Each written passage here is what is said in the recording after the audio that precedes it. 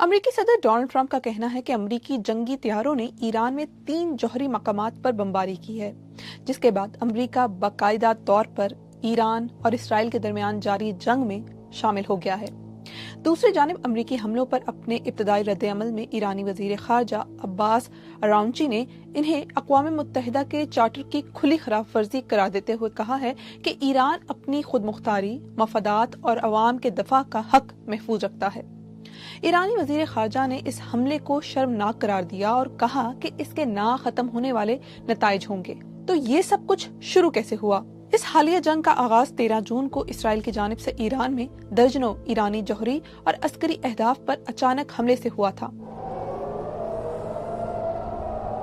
Israel ने कहा कि इसकी ख्वाहिश ईरान के जौहरी प्रोग्राम को खत्म करना है, जिसके बारे में वजीर आजम बिन्यामीन नेतन्याहू का दावा था कि ईरान जल्द ही एटम बम तैयार करने के काबिल हो जाएगा। दूसरी जानिब ईरान का इसरार है कि इसके जौहरी अज़ाइम पुरअमन हैं। इसराइली हमलों के जवाब में तेहरान ने इसराइल पर सैकड़ों रॉकेट और ड्रोन दागे और इसके बाद से दोनों ममालिक की जानिब से एक दूसरे पर हमलों का सिलसिला जारी है।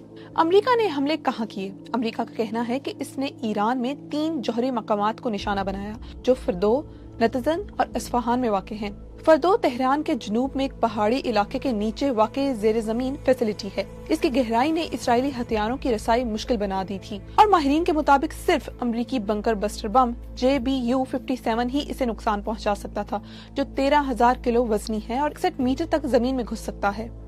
ईरान में अमरीकी हमले से क्या नुकसान हुआ है? अगरचे अमरीकी सदर डोनाल्ड ट्रंप अमरीकी हमलों को मुकम्मल कामयाब करार देते हुए दावा कर रहे हैं कि फर्दों की तंसीबात को तबाह कर दिया गया है, लेकिन ताहाल ये वाज़ेह नहीं है कि तीनों जौहरी तंसीबात पर अमरीकी हमले से क्या नुकसान हुआ है। ईरानी हुक्काम की जानिब से इन हमलों के बाद से ही इनको गैर अहम करार देने की कोशिश की जाती रही है। जौहरी तवानाई और यूरेनियम अफसूदगी के आलमी निगरां इदारे IAEA ने अब से कुछ देर कबल एक बयान जारी किया है, जिसमें कहा गया है कि ईरान में जौहरी तंसीबात के इर्द गिर्द की सतह में रेडिएशन में कोई तब्दीली नहीं आई।